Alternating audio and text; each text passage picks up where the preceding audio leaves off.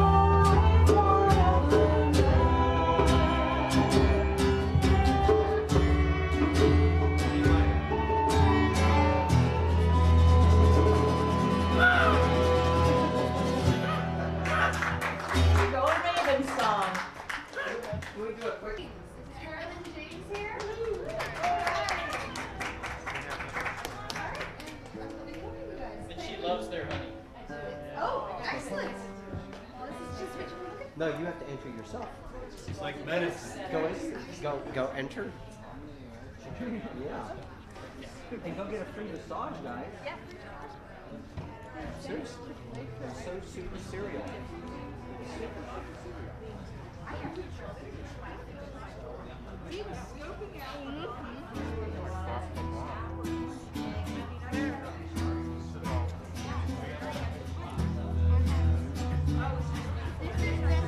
Works both ways. So we're going to start off in the back, and we kind of are going backwards because usually the animals first go into ICU, and then they go back into the back before they get released to learn about like the weather and stuff. So we're going to start back there.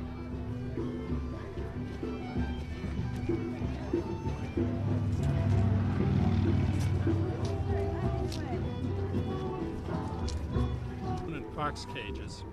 We have about 6 raccoon cages and 2 fox cages.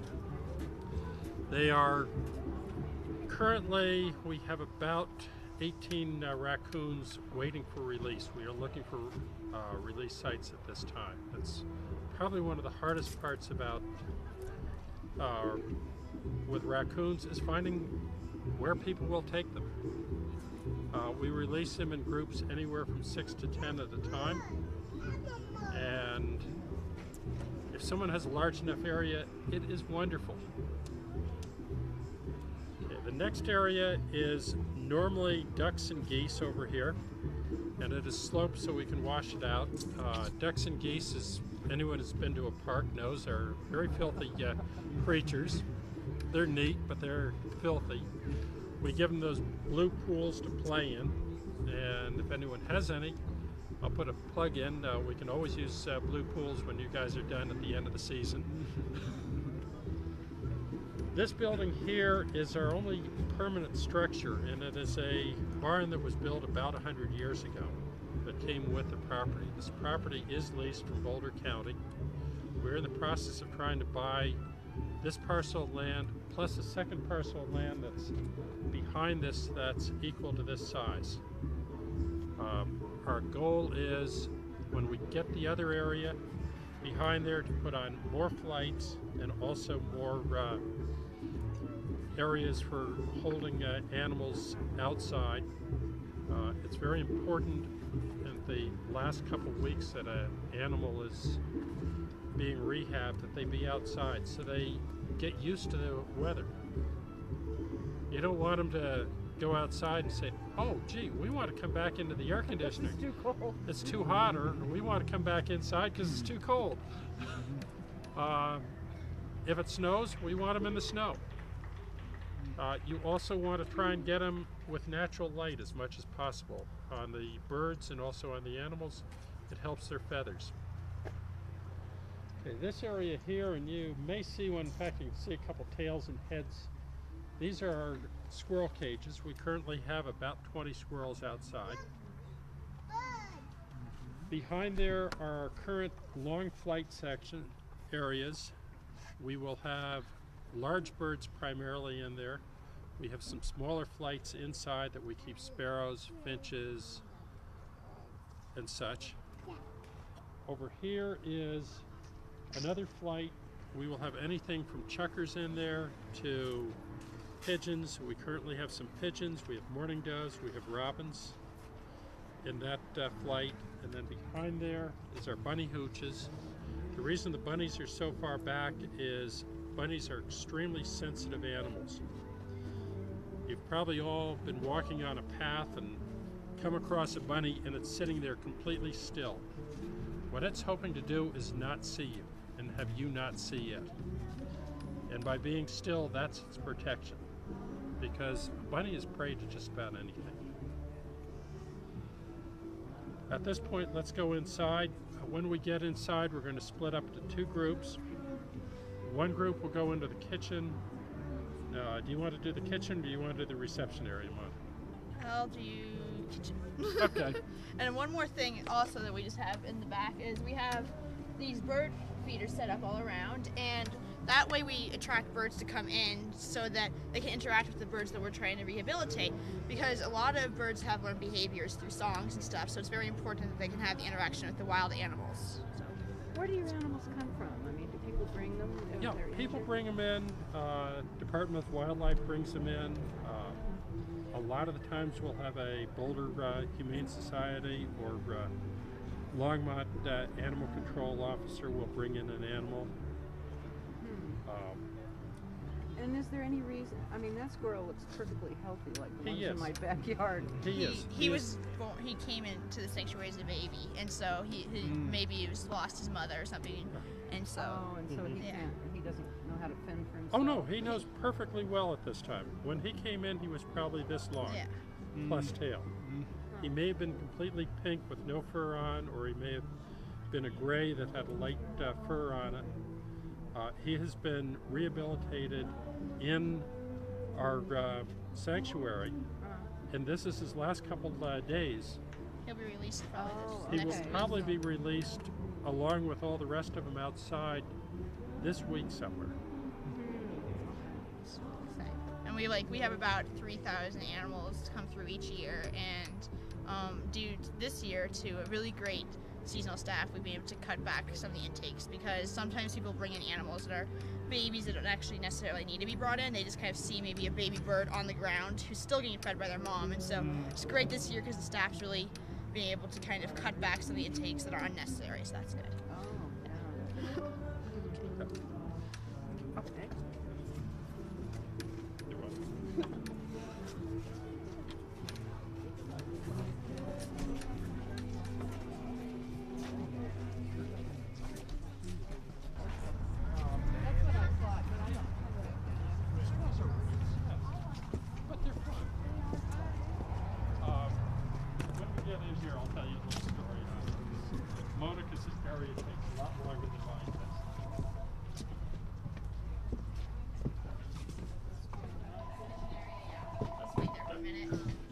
So if some of you guys want to come this Well, way. they're going to stay here for a minute, and the other ones are going to come in. We've got a whole bunch of Hi, this is Nicole from Greenwood Wildlife.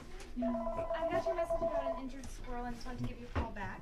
So some people want to come back through here and come in this part of the area. We're going to kind of split it up just so that it's a big group.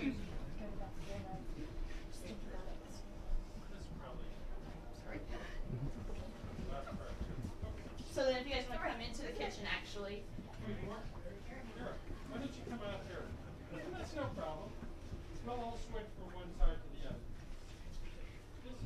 So this is our kitchen and preparation area. This counter is mainly for food preparation. As you can see, there's blenders, water. We need to use non-chlorinated water for the animals just because it's better just like humans and stuff. So that's important. We have many different animals coming through Greenwood, and like, you know, a couple hundred species of birds, and we don't always know exactly what the birds eat. So we have these little cheat sheets that we prepare so we can just make sure the diet, like here's for cottontails. We have the birds area, so like they get fish, and we keep fish species around just to make sure that we get the right stuff. Cormorants, you can see grackles get some canned food, but there's some animals that just are vegetarians, and then we don't want to give them food. So that's really important, just kind of throughout here we'll have different cheat sheets just to read and make sure we're getting stuff right. You can see the pieces of paper all along the wall that we just keep to make sure. Behind you guys is the cleaning area.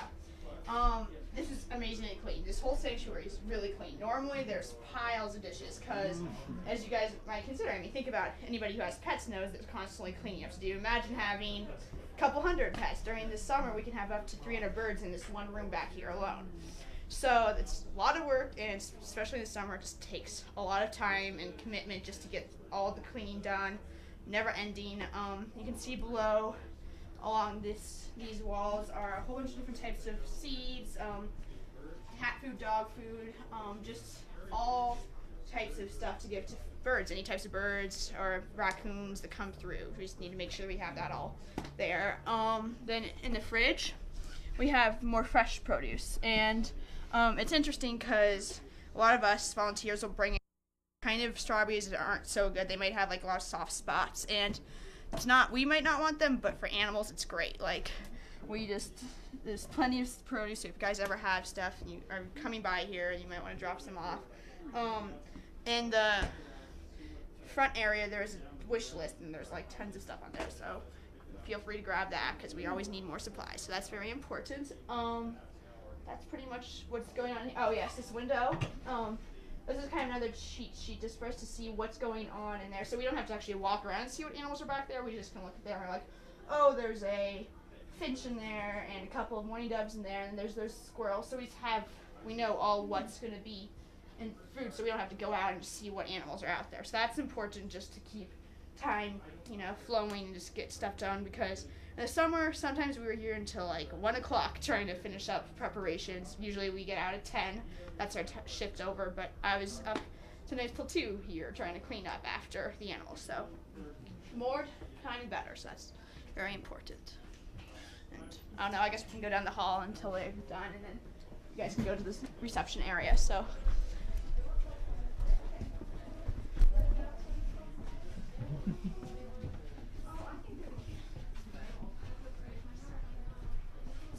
along this wall, you guys can see many different pictures of animals and stuff, and these are some of our cases just from varying creatures that we've gotten really attached to.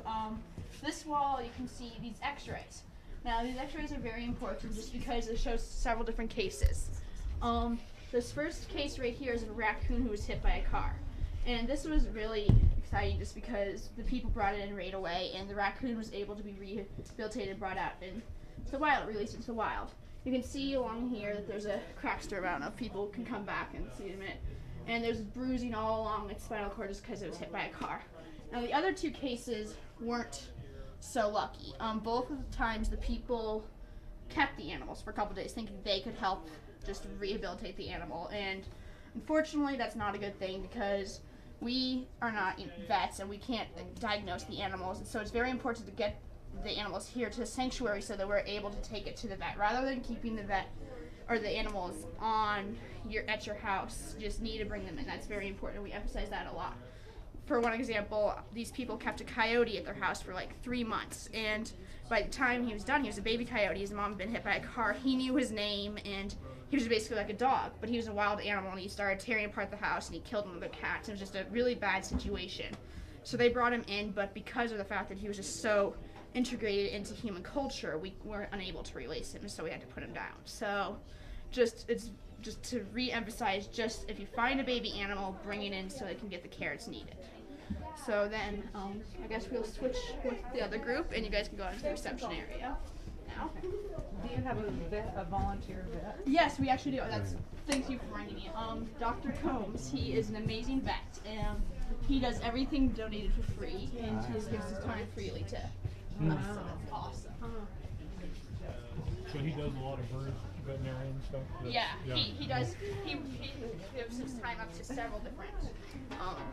I don't know her, but he gives it to the Rocky Mountain Reptile Sanctuary and a couple of other areas. Just great vet, and he's down in Greeley. So awesome. So this, for anybody who's come to Greenwood, is the reception area, and this is as far as the public can see. We don't want them to go behind just because we don't want them to imprint and scare the animals. It's very important to allow the animals just to be in a stress-free zone. So this is why today you guys are allowed to go back. But as you guys have probably noticed, you aren't able to see the animals because for that reason. So again, there's lots of information on these walls that you guys should grab. Here's our wish list. Always in need of supplies, donations, whatever you do. There's lots of animals and run on public funds. We're a nonprofit. So yeah, if you guys want to go back into the hall now, I guess we'll have to wait a minute just because they're going back. But actually, here, come this way. We can split into 3 areas now. And then wildcats and deer and stuff are taken care of by the Fish and Wildlife Service. So there's other sanctuaries, and there's a lot of home care done for that. And they're all licensed home care professionals. So now there's 3 rooms back here, and there's baby squirrels, baby rabbits, and cottontails. So you guys can choose between these 3 rooms and go and learn more. So thank you very much. Have a good day. I tried hard. Yeah. Wait, here come people. I better go back to the bunny room. Okay. Hi. Do you want to learn about squirrels, or are you supposed to be somewhere else? Okay. I'll learn about squirrels. Okay. Well, I do like to talk about my rehabilitation. I am a licensed wildlife rehabilitator, and I've been doing foster care for about 3.5 years now. But first and foremost, since I'm talking to the public, I love to re-educate the public about the use of peanuts and sunflower seeds, because so many people love their neighborhood squirrels. They put these out by the bushels. And peanuts and sunflower seeds inhibit the absorption of calcium. So what happens is the squirrel's bones become very soft. This is a damp sponge, but it's not terribly far off from what happens to a squirrel that's been raised in a neighborhood with generous neighbors that provide. Okay. As an example, a squirrel that's been raised in a neighborhood that's been generous with peanuts and sunflower seeds, with soft bones. If you can imagine a pregnant squirrel climbing a tree with soft bones, the extra weight would put an extra strain on her bones, and she would absolutely lose the ability to climb the tree, and the resulting fall could be 20 to 40 feet. And she'd be left with a skull fracture, fractured bones, and multiple internal injuries from the shock of falling to the ground. And we see these adults come in from time to time screaming in pain. So as an alternative to peanuts and sunflower seeds, I made up a poster over here, and I have a free handout for anyone who would like to take this home. It re-educates people as to some healthy alternatives for squirrels. And we have a lot of vegetables and nuts and fruits that we recommend. We give a commercial rodent chow to the squirrels here at Greenwood Wildlife, and it's for sale at the front table where you came in for $3 a bag, and it really just helps us replenish our own squirrel food supply and helps to provide for the ones that are on site that we've been raising and caring for all these months. Most everything that comes in is a baby. We take in at least 300 squirrels a year. Every squirrel that comes in is not a baby. We get a few adults in, but most of them are babies. And they come in from newborn to eyes open, but the newborns are about peanut sized, maybe the size of my thumb here, and they're very time consuming to take care of. They go into foster care and they get fed close to 8 times a day around the clock, which means middle of the night feedings. And we see very commonly shock on intake. Baby squirrels often have suffered burns, fractures, broken bones, flea infestations, internal parasites, cat and dog bites, things like that. And we have been extremely successful treating these issues with these babies. We use homeopathic remedies, which has helped us tremendously treating these injuries and sicknesses and diseases. Homeopathy also treats the grief that the babies feel from being separated from their mom and siblings, so that's really great. And we also use a variety of veterinary medicines too. Do you have any questions? I don't. Okay, all right. I do. I don't think there's anything made up. There's okay. Perhaps you could give me some guidance. Front and 2 on the back, and these are birds that climb up and down trees a lot, and so that helps them go up and down the trees. And one thing that's kind of neat here too is that this is a flicker tail, and this is a tail from a meadowlark. And so this is a bird, again, that is going to climb up and down trees. And this is one that's going to be found more in grassland areas. And if you want to touch the feathers and just feel the difference in the sturdiness of the feathers in comparison. And so these feathers are much sturdier because they're up against a tree all the time. And so they would break if they weren't so sturdy. Yeah, so. And then we've got some other, this is a foot from a great blue heron, so you can see the big size differences in these feet of these birds. And like this is the foot of a magpie, so quite a big difference there. And then this is the wing from a great blue heron, and so you can see how large that is. You know, so these are a very large bird. And then this is a wing from a meadowlark, so much smaller, obviously.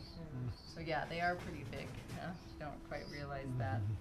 And then we also have, this is the wing from a bat, so you can see how fine that skin is that's on there. And then they have like a little hand right there, so yeah, with little fingers and everything, so pretty neat.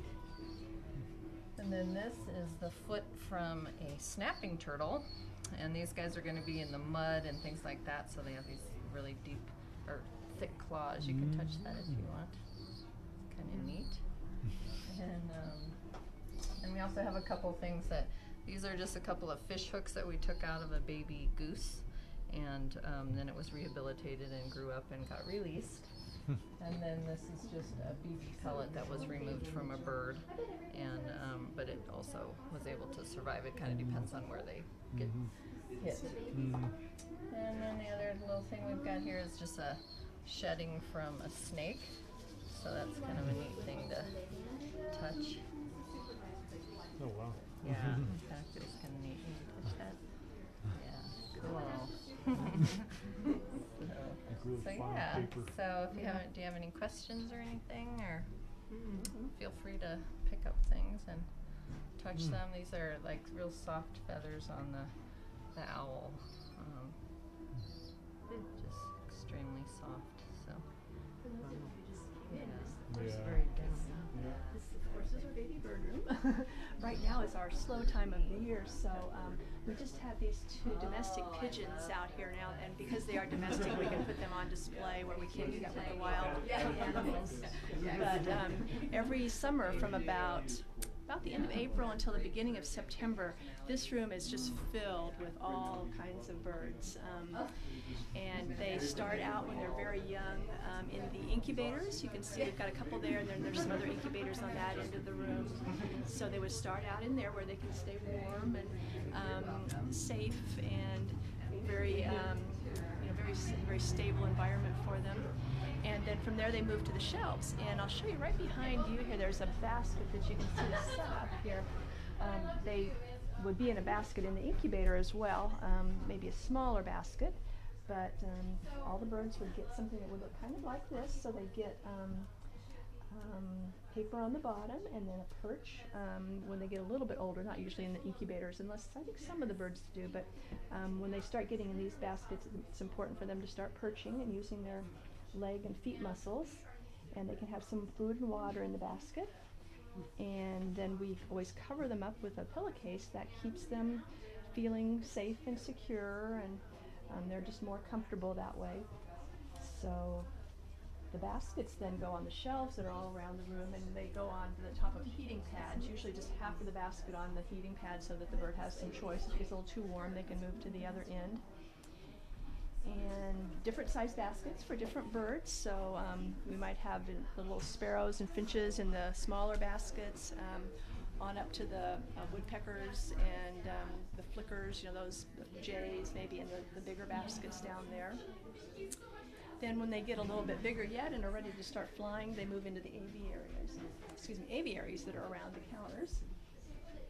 And the aviaries gives us the chance to make the environment a little bit more natural for them, so they can have some branches and leaves and some pieces of tree trunk for the woodpeckers to climb on and peck at. And they can start to fly around a little bit in the aviaries, and then when they are ready to actually move outside, we've got big aviaries outside in the back part of the lot here, so they can be with a lot of other birds and flying around and getting used to the outdoors and the temperatures outside. And then eventually from there they get released. So that's kind of the steps. The pigeons that we have here now, you'll notice the one with the reddish feet, he's a youngster. He's probably about 6 weeks old. That's Petey. And he's been really entertaining this morning. He's been talking to everybody and knocking over his food and water and flopping around. So yeah, he's pretty vocal. He's eating and drinking on his own now, but when he was a little younger, or when the pigeons are young, they're fed out of these shaker feeders. So their beaks go in these holes, and then you just shake the food down into their throat, and it goes down into their crop. And that imitates the way it's done with mom and dad out in the wild, where they put their beak over the top of the baby's beaks. They kind of shake their heads to get the food down into them. So that's what we use here. We feed pigeons and mourning doves, those type of birds.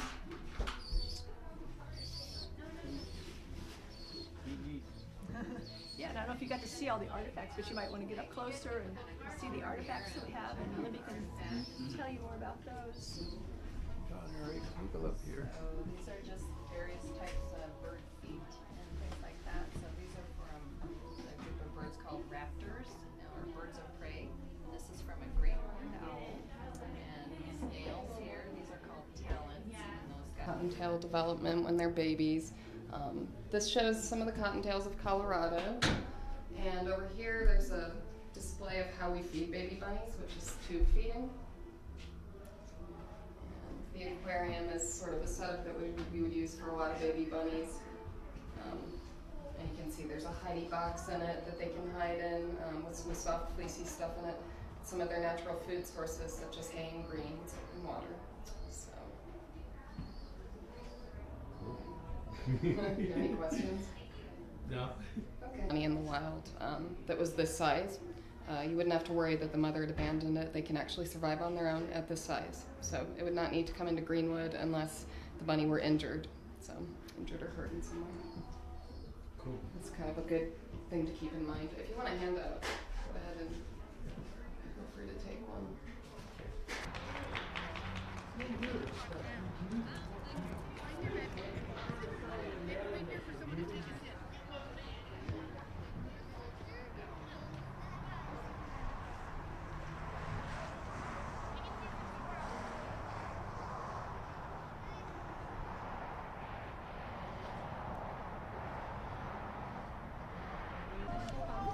That's too funny. Wait, you had your hand over his eye, Mariah. There we go. Yeah, funny. Okay, now Kelly will take your picture, Alright. and it'll be instantaneous. You can put it on your school ID tomorrow, Yorma. Yeah, that's a good idea. God. I'm gonna get like an ID with this thing. Alright, for my like driver's license. Alright, ready? 1, 2, 3. Or like on my driver's license paper.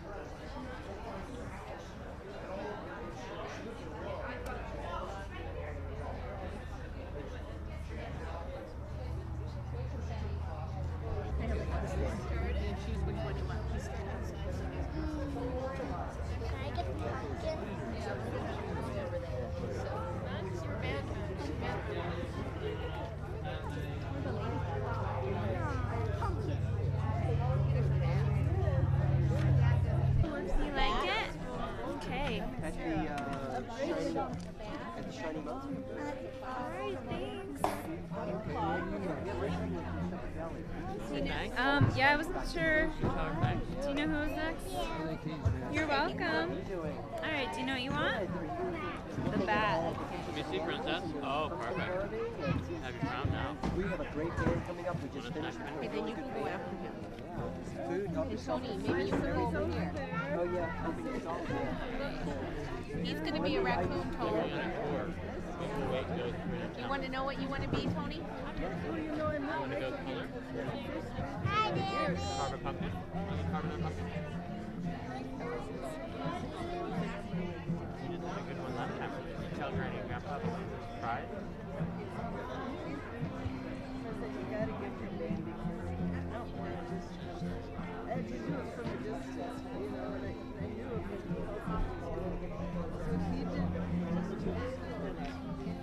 He's going to be Tony.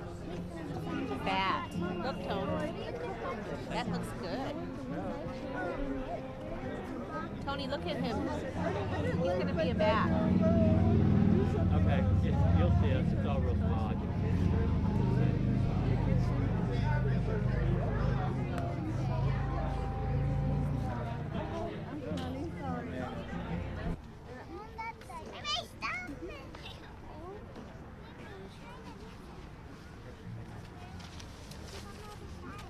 What you trying to do?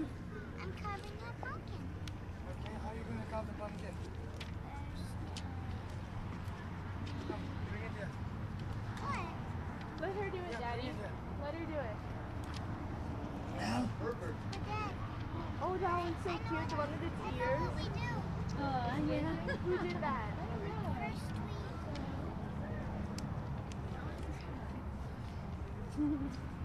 That's so cute. Who did it? I love it. How'd they do that? I don't know. I think maybe there's a two-pet holding me. That's so cute. See the one with ears? Yes. Look at the one with the big eye and the little one. He's winking. Are you taking his picture? Oh.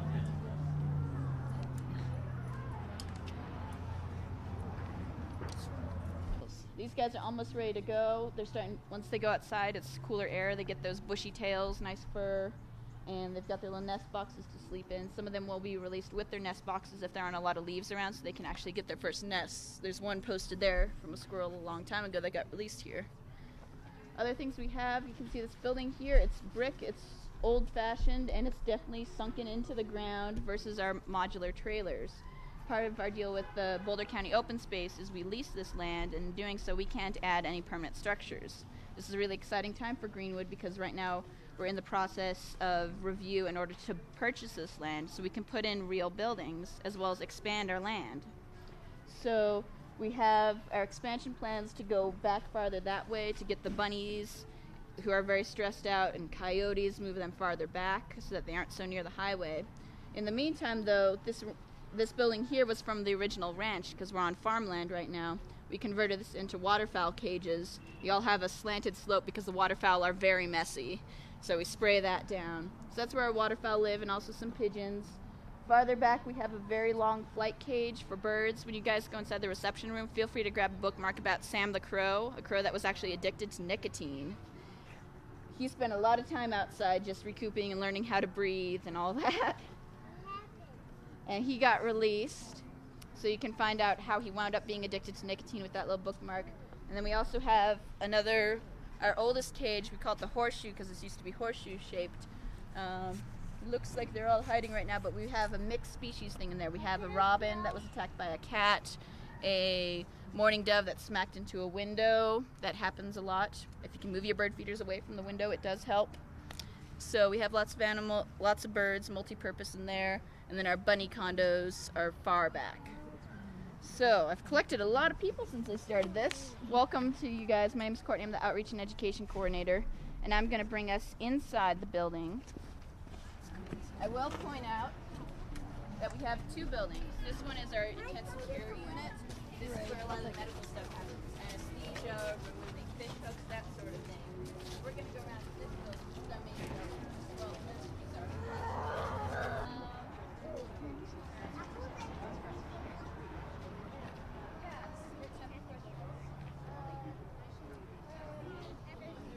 Raccoon. You want a raccoon too? All right. Sorry. Two raccoons. That's all right.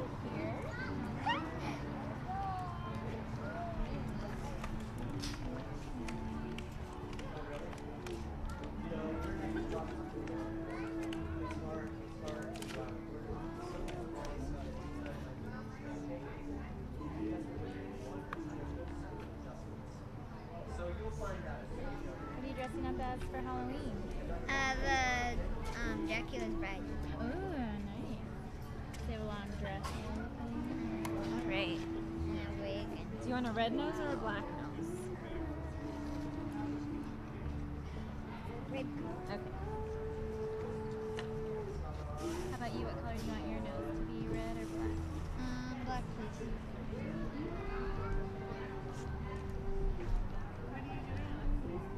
Raccoon. Can't you tell? Does it tickle?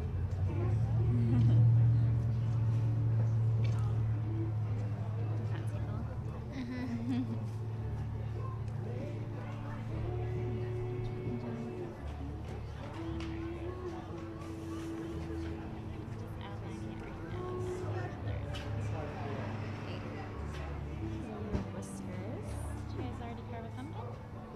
Yeah.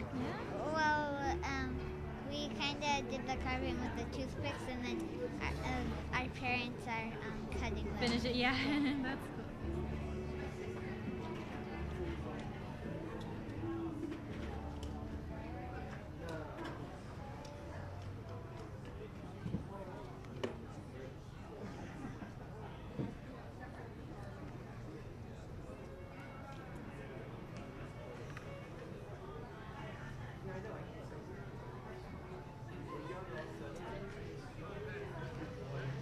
Alright, after your mask.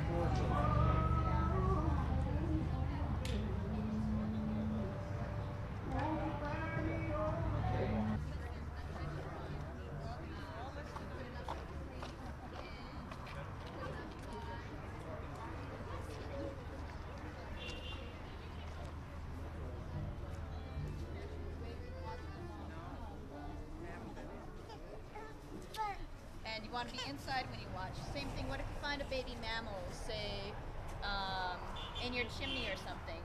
You can actually take the mammal, you want to keep them warm. Make sure you guys all stop by. In the back we have a section on how to make a rice sock to keep the baby mammals warm. You can keep the baby warm, put them in a box or something, and actually leave them out, and mom will often, if she feels it's safe, she will pick up the baby and move them somewhere else. So get the raccoons out of the chimney, just put a box near the chimney, and mom will come. It takes time, and she needs to feel safe. Keep your dogs and cats inside, but she will pick up the baby and actually move it. Well, it looks like there's some motion in the reception room, so we're gonna go in there. Do you get many hummingbirds here? We do get a fair number. Most of them We hit get them windows. yeah, I know. We get them flying in car windows. Yeah. We're just going to use the first tune as a sound check, right? Yeah. Sounds good. Now, how about you? Are you? I can hear it. That's very selfish. I can hear it too. Rumbling.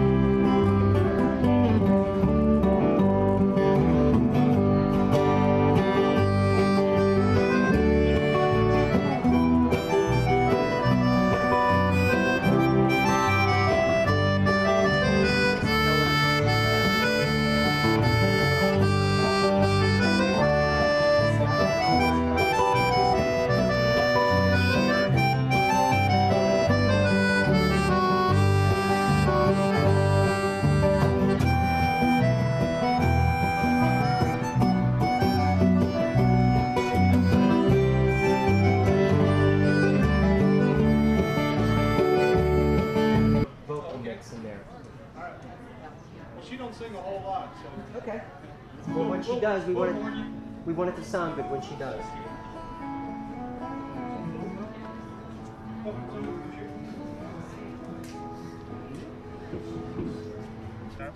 Is that a baddie?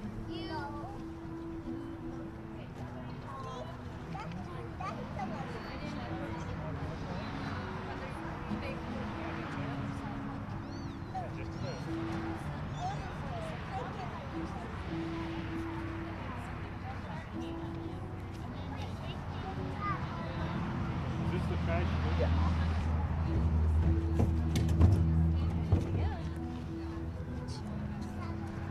Okay, so good.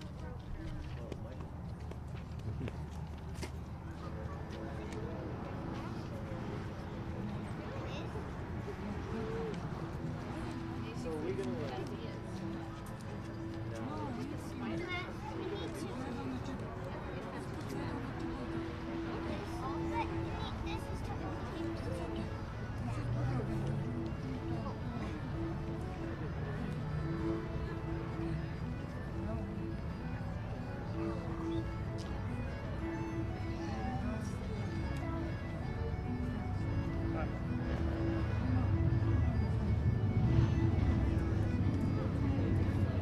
Clean it up. Does it have any ears or anything? Okay, you want a bat,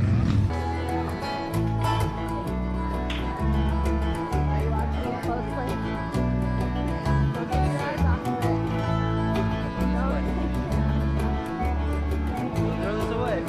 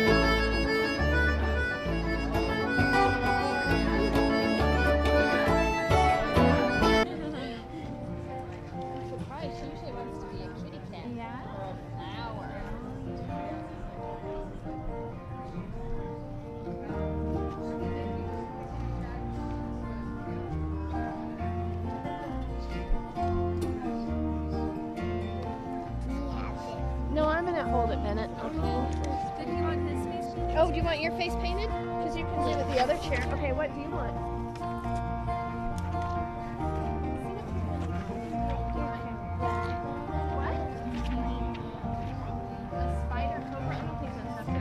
Oh yeah, it is. It's in her hair, yeah. Oh, a spider. You want a spider?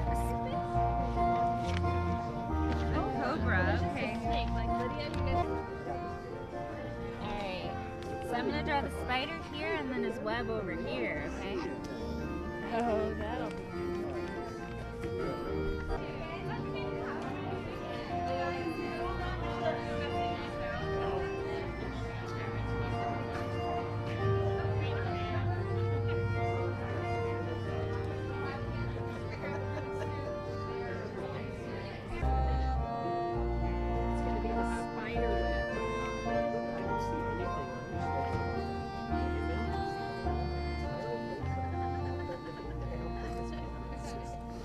All this